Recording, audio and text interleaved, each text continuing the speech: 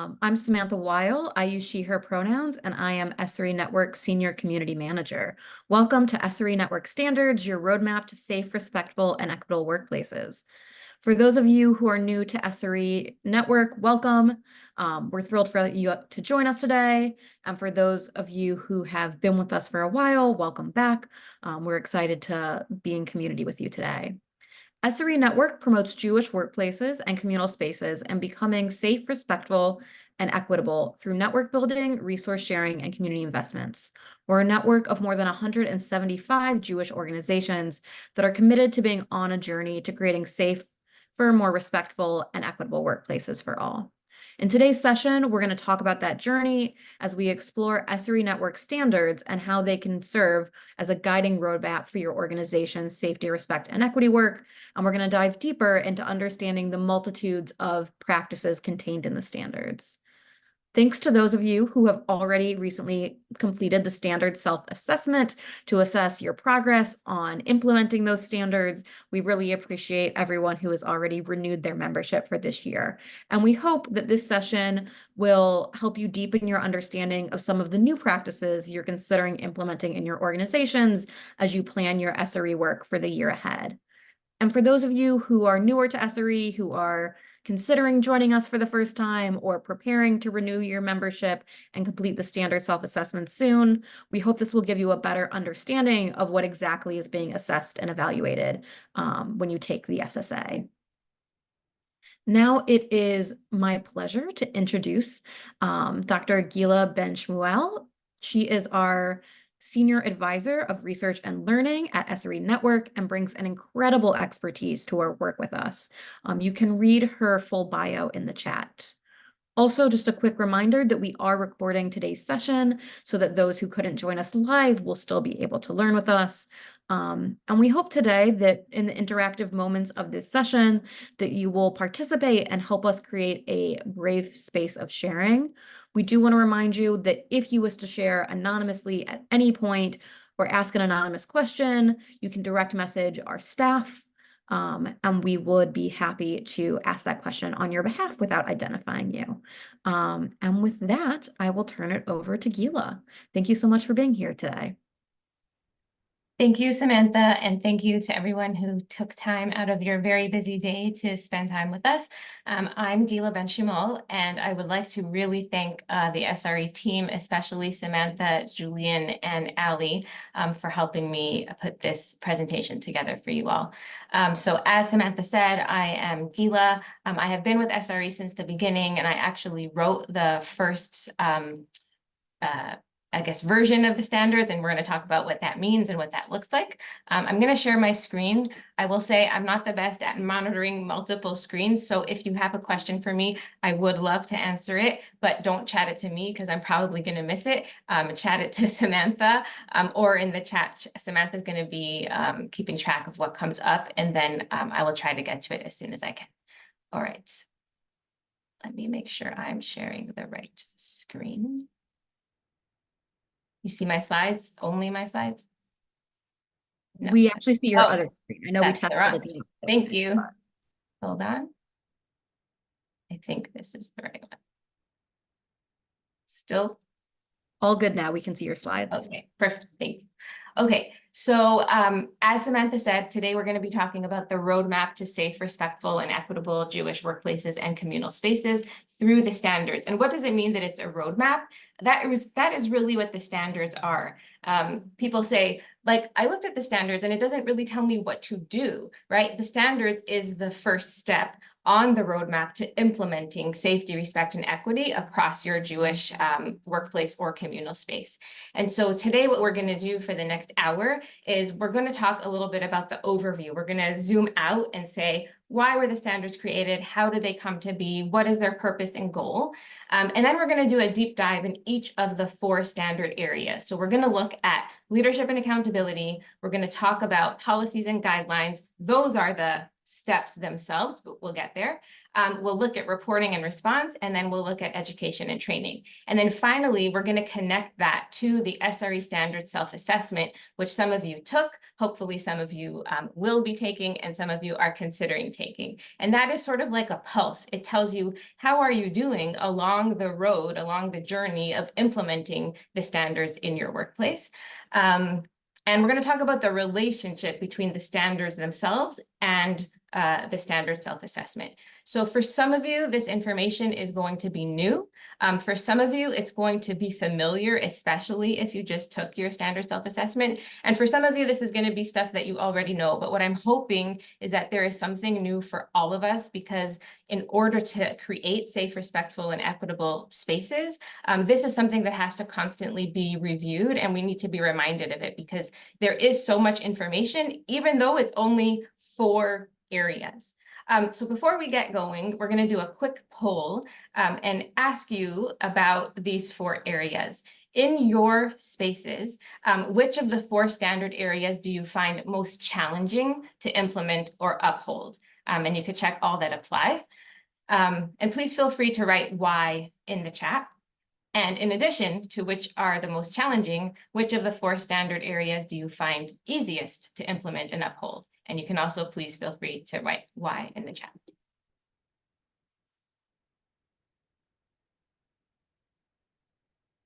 Okay, let's check the responses. Hang on. So what we see is, in terms of the most challenging, leadership and accountability. That's really interesting, because that seems to be the question we've been getting at our last few sessions. All the questions at the end have been starting with questions around leadership and accountability. So we're going to get to that. And which of the 4 standard areas do you find easiest to implement and uphold? Policies and guidelines. Great. And education and training is really the one that was the easiest. Okay, thank you for everyone who participated. Samantha, do you see in the chat the reasons why? Did anyone share the reasons why? Not yet, but we'd love for folks to share that now. Also, if anybody wants to come off mute, you can feel free to just jump in and say why education and training has been easiest, or why leadership and accountability has been hardest.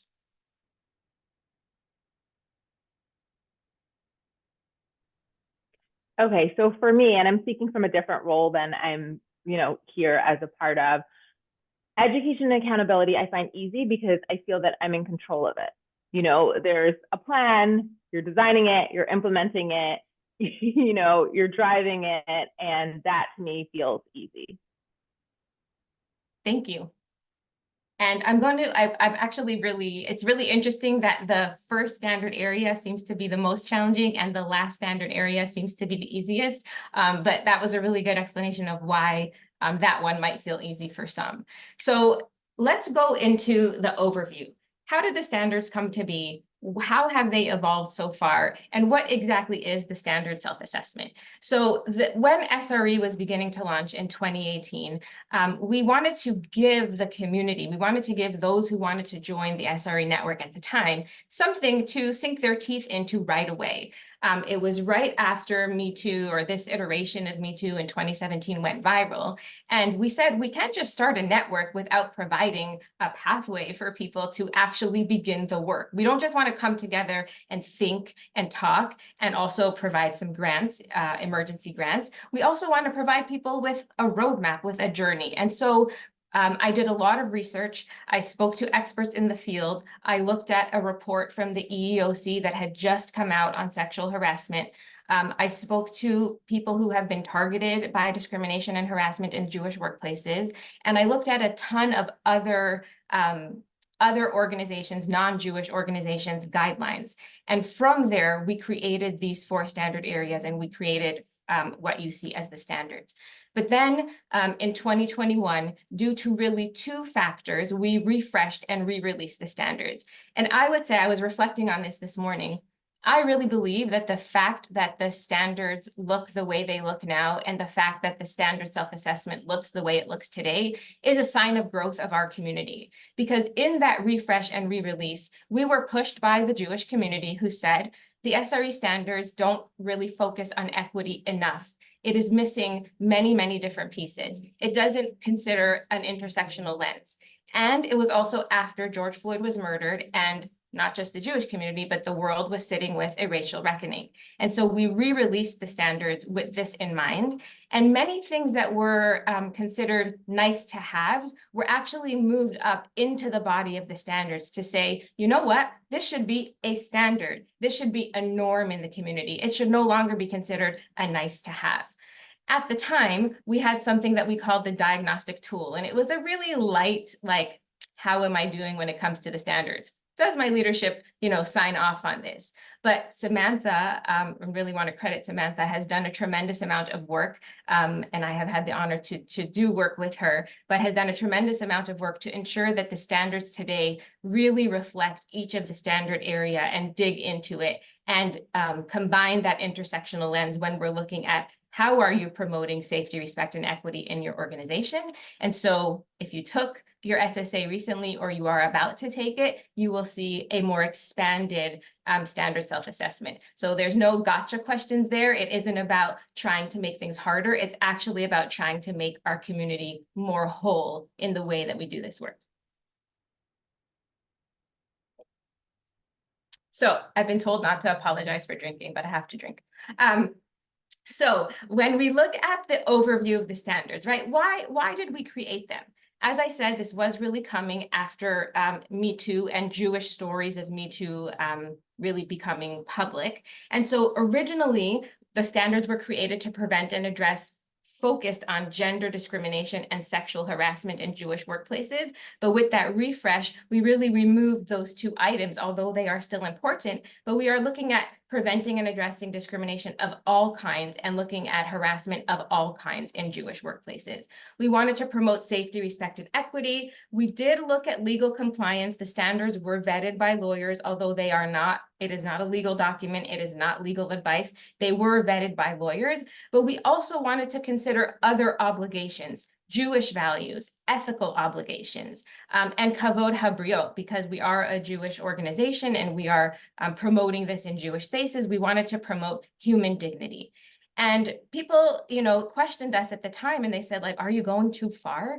And we felt that if we just keep to the legal level, we're going to be missing out on a lot of the toxic behaviors that we sometimes see in workplaces. And so we wanted to ensure that they were created here.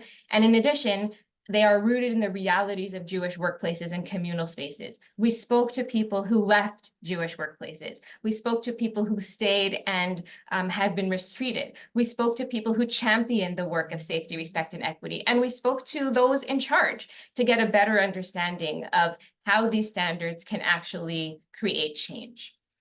And so what exactly is the scope of the standards? The scope of the standards is to focus on physical, verbal, and sexual interaction. So it is not just sexual harm, and it is not even just physical harm, right? We're looking at all kinds of behaviors. And we considered in-person interactions and online interactions. And for all of us who ended up having to work from home from COVID, for many of us, that was actually a big shift.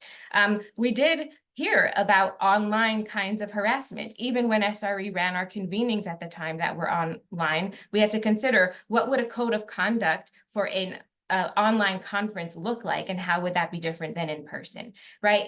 And when we expanded the standards, we also wanted to ensure that all genders are being included in there. All genders may be a target of these kinds of behaviors, but all genders may also be the perpetrators of these kinds of behaviors. And that is really important to take into consideration.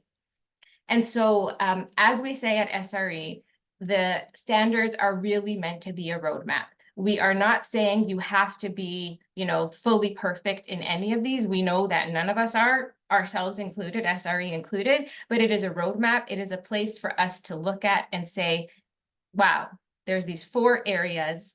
It is doable. I'm saying that now before we do the deep dive, because I want you all to feel like this is doable. This is not so scary. This is doable, and we can actually implement them into our workplaces. And we then give you a tool where you can test yourself. The standard self-assessment is a place where you test yourself, and it says, where am I holding when it comes to the standards? I may be doing really great at education and training, because according to everyone here, that's the easiest one to implement, but we're not doing so great on leadership and accountability, right? Not only do you assess yourself vis-a-vis your own organization, but Samantha puts together a wonderful report, and you can then say, where am I in the SRE world, right? In the SRE environment? How am I comparing to other organizations? Now, what is the anchor of the standards? If you read the standards, you'll see there are no definitions of discrimination and harassment. It doesn't specify what exactly those behaviors mean, but the anchor is the definition, or are the definitions, which we took from the EEOC. Now, different workplaces will choose to define these differently, and we hope that part of your own policies is an inclusion of the kinds of behaviors you want to promote and the kinds of behaviors you won't tolerate, and a description and a definition of those behaviors. And so we left it open so that organizations can include their own definitions, but the anchor for the kinds of behaviors we're talking about are all forms of discrimination. I'm not going to read the definitions, but these are here for you, and I'm happy to share them later. All forms of discrimination, all forms of harassment, of which sexual harassment is one kind.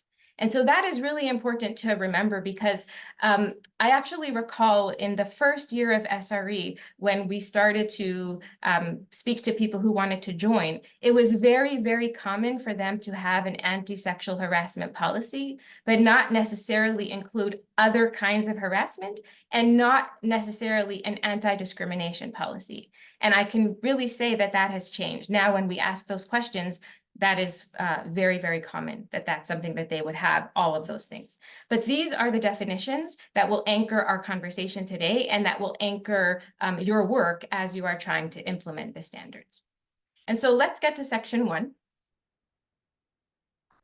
Section 1 of the standards is leadership and accountability. So let's just look at the standard. This is the only one that we do this kind of real deep dive. Let's look at this standard a little bit more in depth, because what we did here was we bolded the action steps that we are asking leaders to take. So we're asking leaders to take reasonable steps to both prevent discrimination and harassment, but then address it should it arise. How do you do that? You communicate the importance of a diverse and inclusive workplace. You also, as the leader, should model the behavior you're expecting of employees. We are also asking people to allocate time, money, and other resources. We don't specify how much time, money, and other resources, because SRE understands that each workplace is different. You have different budgets, you're a different size, you have a different number of employees. And so it's up to the leadership to decide how much money, but we hope that it is the appropriate amount so that you can actually do this work in your workplace. It is really important to be aware of and comply with the relevant laws, both federal, state, and local. And then finally, to seek expert advice when necessary. And when we started writing the standards, this actually wasn't in the 4 areas. It was 3 areas. And then as I kept reading all these other reports and I looked at the EEOC, I said, this has to start from the top. If you don't have leadership and accountability, if they don't sign on to this, if your leaders are not championing this work, who's going to believe the policies and guidelines?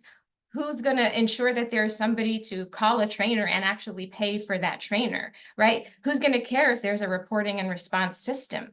And so we put leadership and accountability at the top, and we actually left the word leader very broad, because again, every organization is different. A synagogue's leaders are different than federation leaders, right? And so we left it very broad. Leaders could include senior management, paid and non-paid, clergy and boards. And these individuals are legally and ethically obligated to prevent and address discrimination and harassment.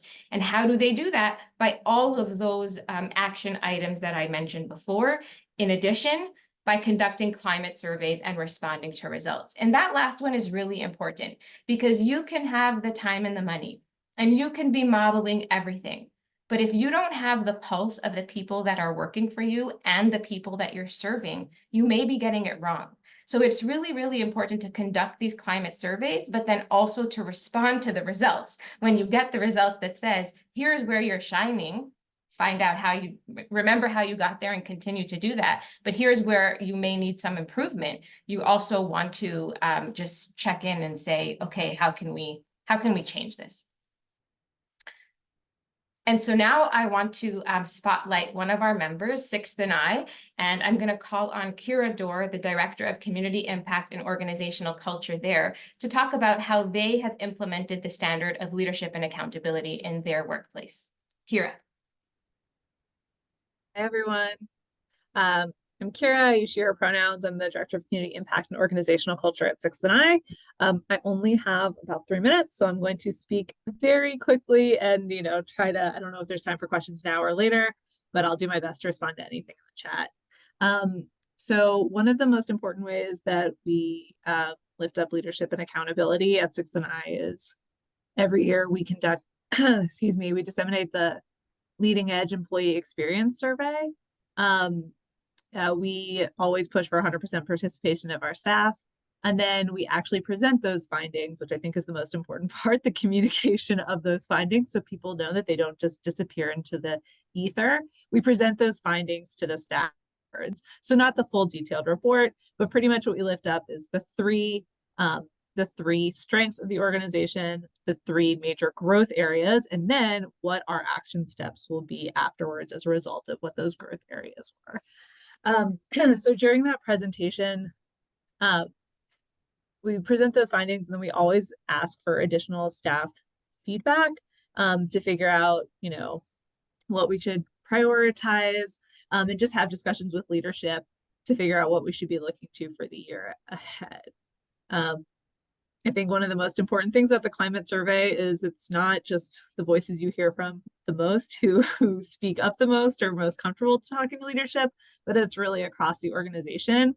So we're able to actually get that feedback from everyone, and it gives us a great starting point each year to just be like, what do we need to prioritize for the year ahead? So as I mentioned, the most important part, I believe, is communication. There are definitely things that have been identified as growth areas that we have said to staff, we're going to have a longer runway for this, or, we're exploring what the different options are, but making sure that we communicate to folks that even if it's not going to be, we're not going to be able to wave a magic wand and fix things overnight, that leadership is aware of it, and we're exploring different opportunities to address those things. So I'll just say as kind of an example to wrap things up is in that communication, we're also making sure to always refer back to things from previous years, how we've moved the needle on those different growth areas, and then how priorities for the year ahead are going to compound and build on whatever we've worked on in past years, because everything really talks to each other. So for example, the first year we did the survey and really focused in this way, we focused on developing a compensation philosophy to prioritize salary transparency. The following year, we needed to focus on accountability and feedback. So we revamped our performance management system and included manager trainings to mitigate bias and improve our culture of feedback. And we actually helped clarify the job functions for competency ratings, and that impacted the salary work from the past year. And then this year, we have lifted up learning and advancement. So that was just kind of as people were actually looking to see what kind of skills they wanted to develop as a part of their performance management system. This learning and advancement, figuring out professional skills and how they could grow and develop within the organization, and then maybe outside of the organization if there wasn't room for them to grow within the org itself. So we actually set up and put money behind, okay, there's going to be a pool for individual to request professional development resources. We're going to prioritize staff training, which led to us applying for an SRE grant to support that, being able to report that out to our team. This is what we're doing, this is how we're doing it.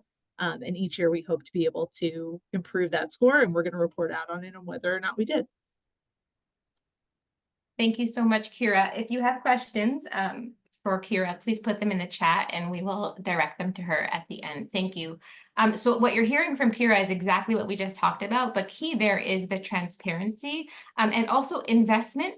When we talk about SRE, people sometimes get freaked out, like we don't have the money. So first of all, you need to create a budget line for this work if you want to ensure that your workplace is safe, respectful, and equitable. But investment does not just mean money. It means investing in your people in other kinds of ways and making them your partners in this work. And that creates a healthier culture in your workplace. So thank you so much. So the next section, the next two sections, sections 2 and 3, I would say are the meatiest part of the standards, and they involve the most amount of work that you're going to have to do later. But I have a key for you at the end. So the next section is the policies and guideline, right? So let's look at them overall. Overall, what we're talking about is ensuring that you have anti-discrimination and anti-harassment policies. They are not the same thing, and it is really important to divide and conquer to make sure that you're covering both areas. They should be clearly written, they should be distributed to everybody, and they should be applied to all employees. So it shouldn't be that only these employees are held to the policies, but everybody should be held to the policies, including the executive leadership. They should prohibit harassment, including sexual harassment and discrimination by employees, but also of an employee. And Sharon Masling, who was the one who refreshed these standards, always likes to remind us that it is not just your obligation to ensure that no staff is harming another staff, but that no one is harming your staff, including a donor or a volunteer or somebody who you serve in some other way. You have to ensure the safety of all of your staff by anybody. It should be very specific, so it should outline the prohibited conduct, and it should include prohibit limiting or segregating applicants or employees on the basis of any protected characteristic. That's your anti-discrimination piece right there. You should also involve employees in your policies. So what does that mean? You should encourage them to report what they see, right, when something is happening. You should encourage bystander intervention. You should also prohibit retaliation. And we also have moved up into the standards, if you were here when we had the first iteration, prohibiting romantic relationships between supervisors and their subordinates, or for having a mechanism for them to report and one person being moved if that is the case. This should seem very Jewish to you, right? We have the 10 commandments where on one side you have the do's and on the other side you have the don'ts. That's what your policy should include. It should have the do's and it should have the don'ts. It should not just be a list of things that you don't want to happen. You also want to encourage the kinds of behaviors you want to see. And as I said, when we refreshed the policies, we took some of the nice to haves and made them a must have. And that includes the way we think about and apply family and medical leave, both parental leave, as well as pregnancy, delivery, and recovery related leave, as well as accommodations, and ensuring that appropriate accommodations are given to employees with disabilities who want them.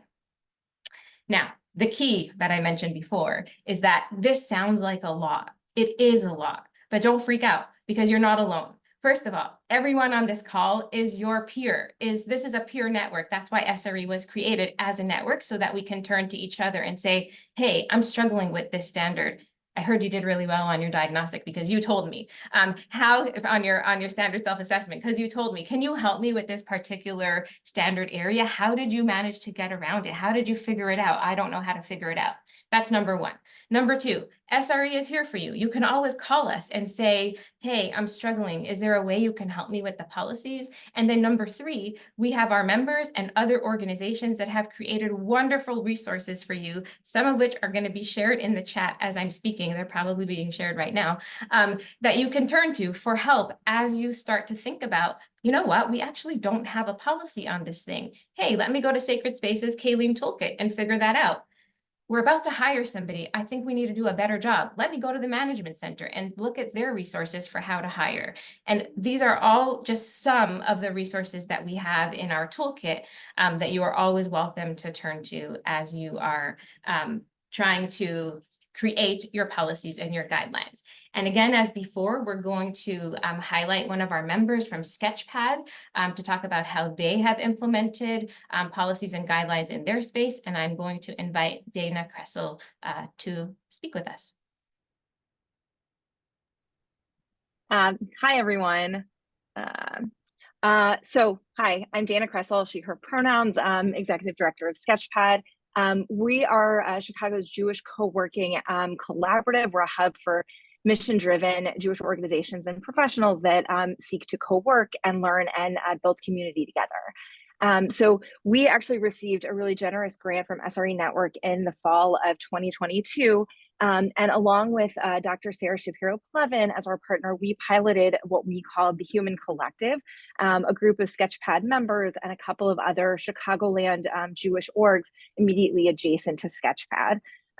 So I'll talk a little bit about the Human Collective, but before I do that, two relevant ideas. Policy, and just building on what Guila mentioned, right? Policies, the people that develop them and the people that are impacted by them, they do not exist in a vacuum, right? Like policies are living documents that grow and evolve and change over time. And if your policies haven't, they probably should. And then the second thing is that people are really seeking permission to develop workplace cultures in the most generous and human-focused way possible. And they need to do that with the input of their peers. So as Guila mentioned, there's a big emphasis on policy and guidelines because they're extremely useful tools for culture building. Not the only ones, obviously, but an important one. And in our Human Collective project, we focused efforts on collective capacity building. Most of the organizations in our community don't have dedicated HR professionals. And for so many of us wearing so many different hats, including those HR roles, this type of policy work really feels outside of our areas of expertise and very, very isolating. So for the Human Collective, Sarah and I started by inviting organizations to do internal assessments and identify the policies or processes that they most wanted to explore and focus on. And each organization spent some time doing that internal work and doing consultations with Sarah, but then ultimately we brought all of the partners together, both in person and over Zoom, for a series of policy hackathons. And over several sessions, we explored guiding questions to develop new policies or examine and revise the existing ones. And I just want to pause for a second and say that the hackathon was really and truly a brilliant way to approach the work.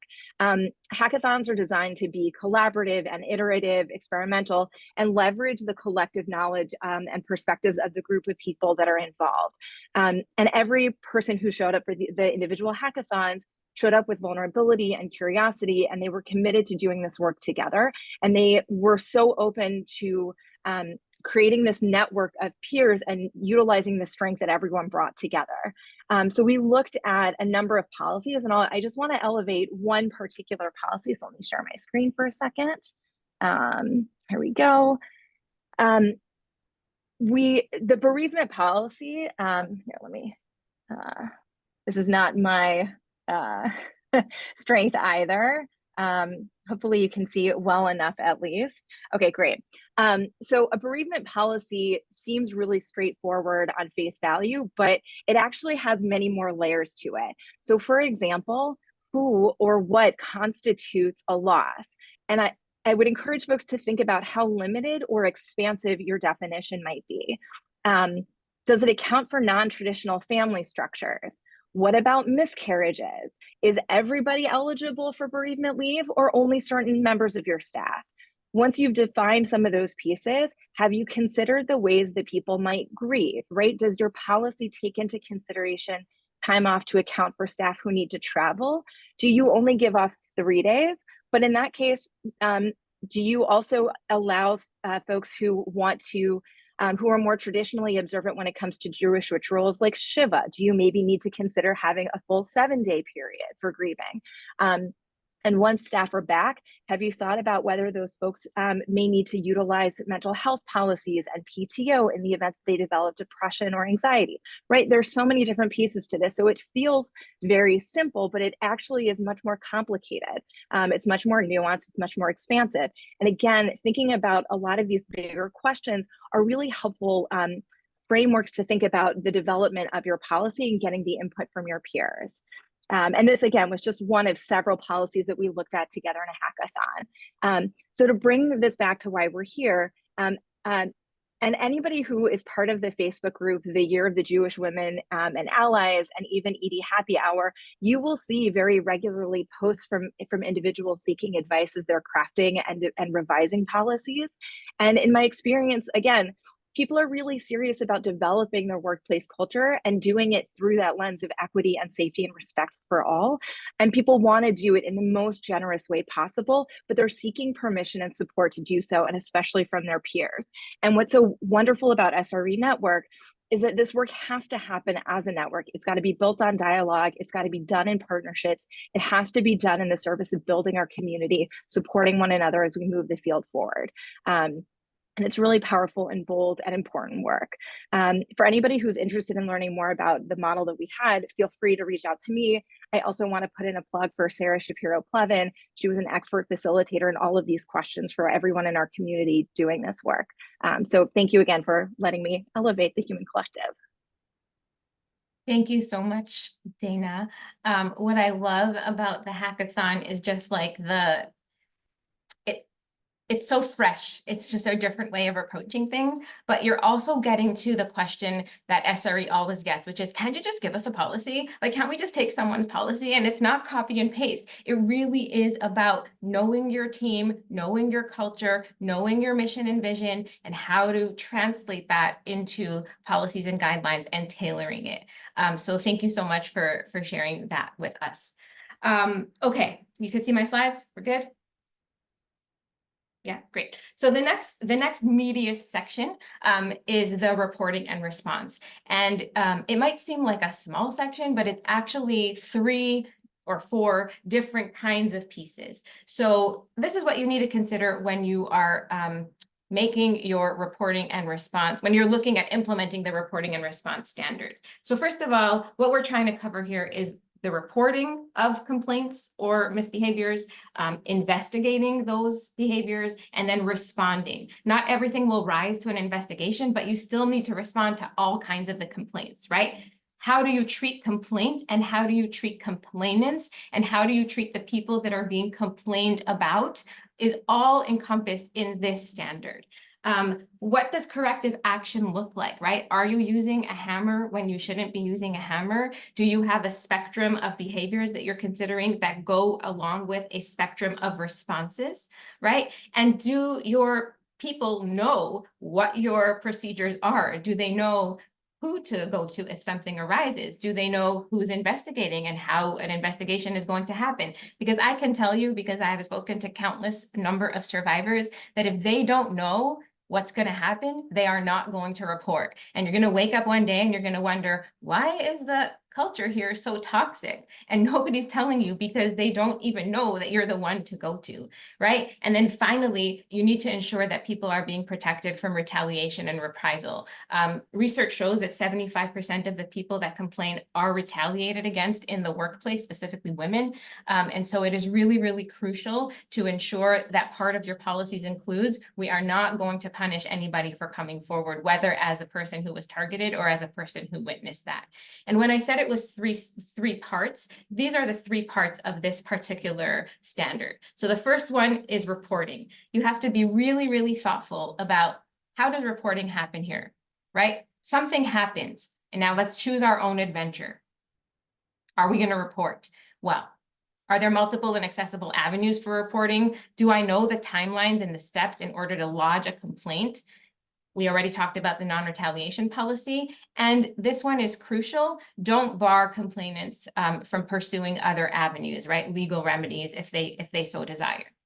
Now, does a complaint rise to the level of an investigation? We had an excellent session last year with Rachel Bayar on how do you know whether or not to do an internal or an external investigation. The too long don't read version of that sheet that is going to be dropped in the chat is she generally advises external investigations. They are costly, but most organizations are very biased. But what about the lower level kind of behaviors? They may not need an external investigation. So you have to have some procedures for investigations. You have to ensure that people are impartial and trained if they're doing an investigation. You have to ensure that management is not interfering, which by the way means that if it is the manager that is being complained about, that what does that investigation look like? And who does the complaint go to if they're the ones that are taking complaints, right? And then this last one in the investigation bucket is the one where we often see a drop off, right? So people are like, yeah, people know where to go to complain. We have multiple avenues. Investigations are sometimes iffy. I think Samantha, correct me if I'm wrong, but last SSA, that was one of the areas where we found people needed to improve, right? Their investigation procedures, but the findings are not always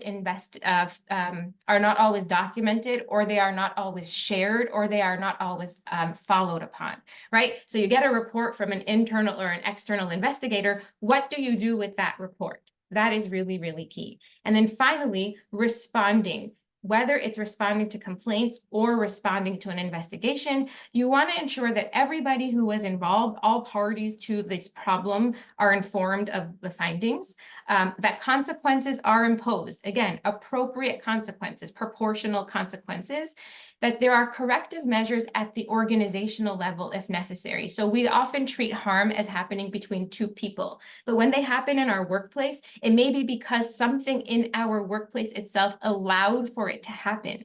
And so do we need to make a change at the systems level so that this doesn't happen again, in addition to imposing corrective consequences, right? So you have to ensure both. And then finally, you want to make sure that you are supporting people that complain or people that are reporting. So before I move to the next section, just want to ask, you could put it in the chat, what is one sticky question that you still have when it comes to implementing this standard area? I'm asking for the sticky question because I find that most of the calls we get are about this, and they are very, very sticky. Samantha, if you can jump in for me when people write in the chat. So again, what is one sticky question that remains for you when it comes to this standard area?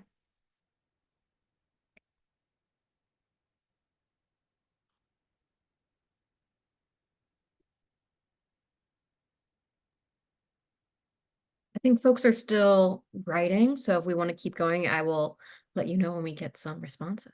Okay, perfect. Thank you.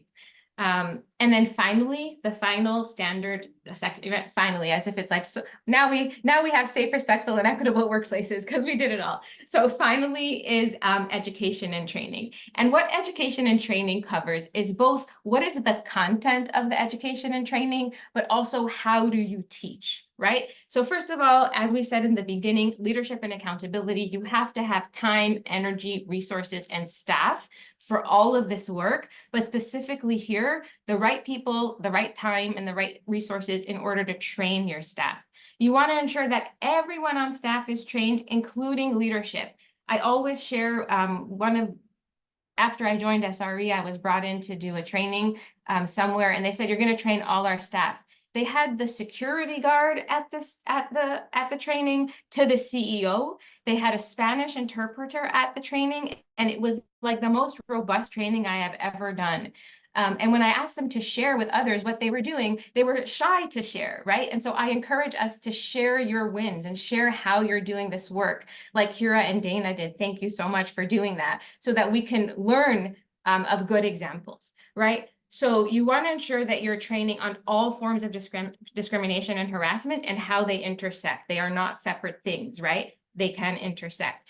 You have to ensure that you're training on your policies and procedures. That's why you need the policies and procedures. If you don't have them, what is your training going to be about? And you want to ensure that your content covers more than just the legal obligation, right? You want to ensure that if you have a mission statement or a vision statement, how does that apply to safety, respect, and equity? How does that apply to your guidelines? Don't make it a checkbox one and done kind of thing, but make it that this is part of our culture. This is part of who we are. How do you do that? So we have a wonderful resource from Sacred Spaces about how can a organization know how to choose the right trainer, how to choose the right training topic, but you want to ensure that you're using qualified trainers, that it is tailored to your specific organization, and that you mandate regular, comprehensive, interactive, and properly resourced training. That's a long sentence with a lot of words, and each one could be its own sentence, right? Its own session. So you want to have regular training. That might be once a year, that might be every 6 months. You want to make sure that it's comprehensive, that it goes deep. Interactive. Don't have people sitting in front of a Zoom, I was about to say, an online, what's it called? Like those slides where you have to click through, right? And that's why you want to have it interactive, and you want to make sure that it's properly resourced, right? That's really, really important. So a question that I have for everyone here is, what has been the most or least effective training topic you've been to and why? So not the trainer, but what has been the most effective training topic you've been to, or what has been the least effective training topic you've been to and why? And hopefully you won't say this session. Great. And Guila, we do have a couple of responses in Sure, the chat to your previous question about stickiness. sure. Samantha, you want to jump in and read those? Yeah, of course. We've also received a few questions, so when we transition to Q&A in a couple minutes, Yeah. we'll share those as well. We're seeing stickiness around implementing standards and procedures in small organizations and how to navigate that, particularly in regards to hierarchies when it's a small staff. And then we've received a couple questions around, what is the best way to support complainants and reporters, as well as, what information should be shared back with complainants or witnesses once a complaint has been made.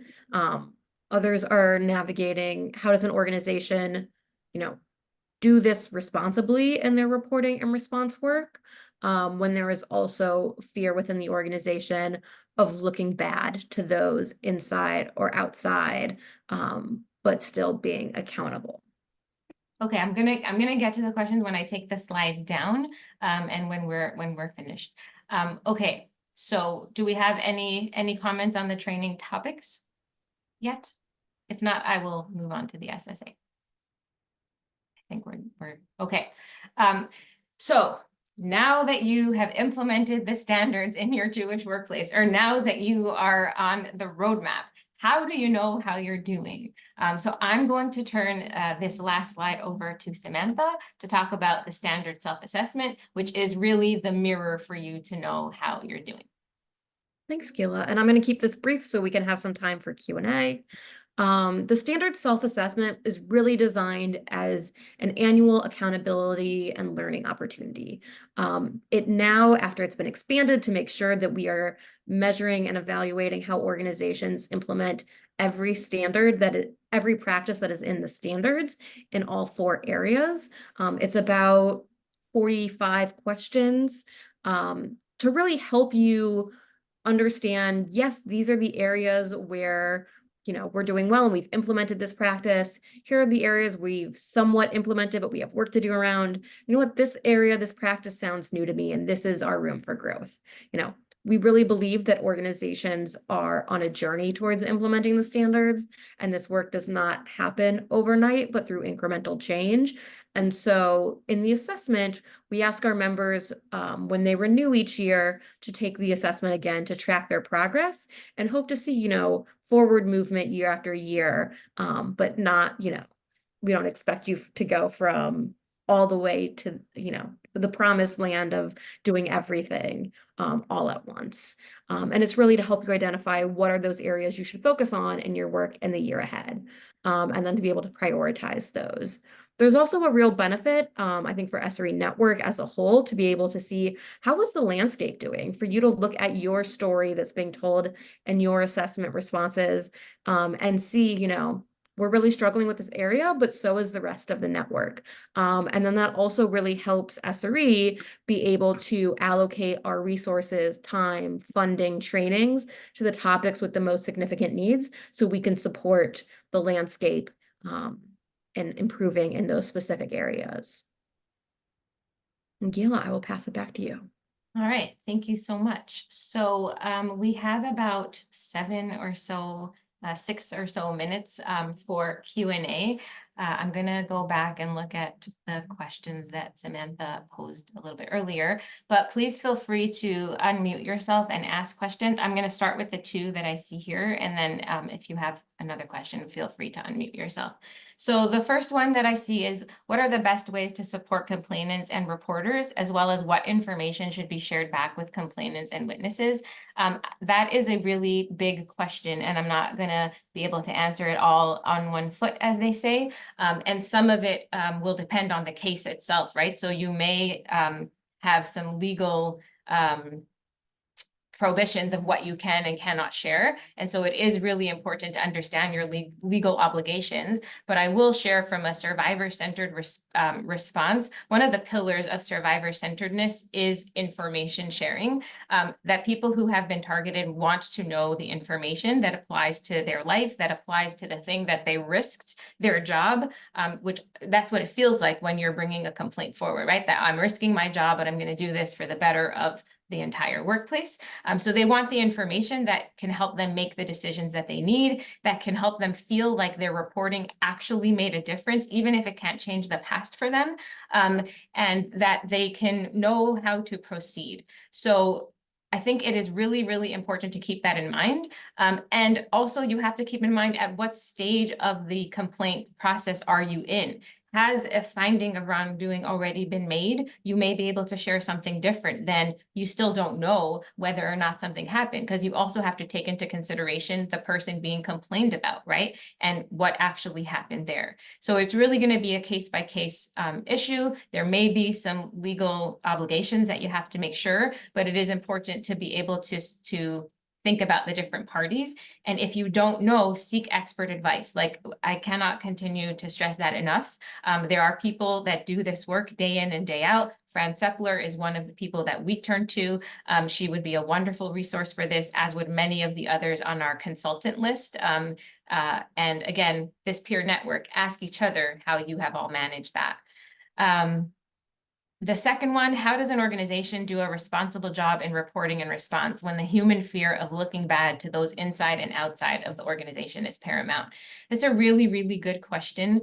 And what I want to say there is, if you try to keep a lid on wrongdoing because you're so afraid of looking bad, I can almost guarantee you that it's going to get out in some other way. And so, you know, silence is like one of the key areas of my research that motivated most of the work that I do. And Evyatar Zerubbabel, who's a Jewish sociologist, he talks about how silence is actually counterproductive. We work so hard on keeping a lid on something that ends up getting out there in a more embarrassing way. So I'm not saying that you should go and air all the dirty laundry, but this work does take bravery. Right? This work does take courage. And it's about humility and honesty. And I think it's okay to say something has gone wrong, but we're going to do our darndest to try our best to get it right. And if you lead with that, I think you lower some temperatures and people see that you are really, really making that effort to get it right moving forward, right? Like they always say, it's very brave, and to model that, when we talk about what does modeling accountability look like this is what it's about, right? We messed up or something went wrong. We're going to really try to fix it. What other questions do people have? I think we have time for one more. Yeah, Samantha, is that right? I think we have time for one more. Does anybody want to unmute themselves? It looks like Alana has a question. Oh, go ahead. Sure. I have a question. I know you spoke about size and having different, approaches for different sizes of organizations, but I'm really curious about the bandwidth, particularly within smaller organizations where they might not have a large operation staff. Like, how do they go about doing the self-assessment with the staff that they have? Do they bring in consultants? How does that usually look, or how can it look, I guess? So are you asking about how they go about implementing the standards, or how do they go about taking that self-assessment to measure where they are? Taking the self-assessment to measure where they are. Yeah, I can jump in on this one. I think, each organization has a different experience in taking the assessment. But what we're hearing from small organizations is that, holding that self-consciousness that it is okay to answer no. Hopefully it means that you are learning and you're identifying, like, as the organization grows, as you build a foundation, as you have a capacity, you will put more and more practices in place. So for organizations that have 2 or 3 staff, it might look different from organizations that have 5 or 6 staff. But often we're seeing the executive director or like top 1 to 3 leadership folks, depending on the structure of an organization, take it together, think through it, and know that, like, there is not right now a minimum threshold to joining SRE Network. There is not judgment in how you what you answer in your assessment. It is really meant as a learning and accountability tool. And also then tells us what the needs of organizations with 2 to 5 staff are, or 6 to 10 staff. So I think for organizations, it's really taking it with an open mind, not judging your responses, and being able to see, okay, we have a lot of work to do, but what is actually most pressing at this stage and size of our organization to, what size can we bite off to chew in the next year? And what are we going to, reassess a year from now to figure out what the next kind of wave of the priorities is. Does that help? Yes, that was super helpful. Thank you. It makes sense that people would bite off what they can chew and then sort of just constantly work towards more progress. Yes, I think it's that commitment to being on the journey and to making progress year over year. And we're saying, incremental change with everything else nonprofits are holding, particularly small nonprofits. This is really about being committed to the work and making some progress, but we're not going to change the world overnight. It's going to take time. And that really applies to this entire session. So if there's something that resonated with you and you're like, wow, I want to do that thing. If that's where you are, you're actually ready to start on standard number 3, but maybe standard number 2 is not in place. Do standard number 3. That is okay. And if something resonated with you here where you were like, I know that we're not that great in that, put that on your list and make a deadline, right? We want to start working on that and make a plan. But I hope this didn't overwhelm you, but if anything inspired you. I am inspired by all of our members as they are going along this journey. I am inspired by every conversation that I have with our members that ask really deep, thoughtful questions about how to make a safer, more respectful, more equitable Jewish work and communal landscape.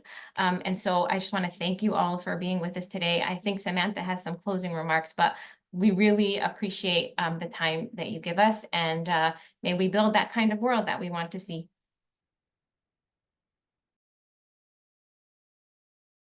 Before folks jump off, if you can just take this very quick 20-second poll for us.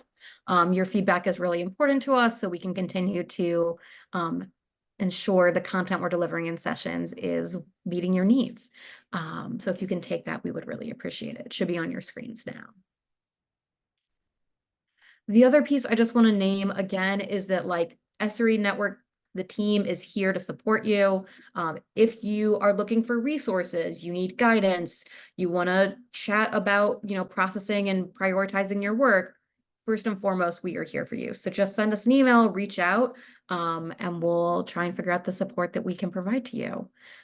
We hope that you will continue learning with us. We shared resources in the chat today. We'll send those out via email. I would encourage you, as you're thinking about which standards areas make the most sense for you to implement next, or which practices, it's not chronological, check out our featured resources doc and some of the other materials available so you don't have to recreate the wheel. And then I hope you will join us at our next program on March 28th. We'll be hearing from 2 of our members, the Tucson JCC and the JCCA, about the bright spots in their work. And then we hope you will join us in person in New York City, June 4th and 5th for our annual convening. And with that, it is now noon on the West Coast. So I will say, have a great day. Thank you so much for your time. And a big shout out to our speakers. Thank you to Kira, Dana, and Guila for sharing their expertise and experience with us today. Have a great rest of your day.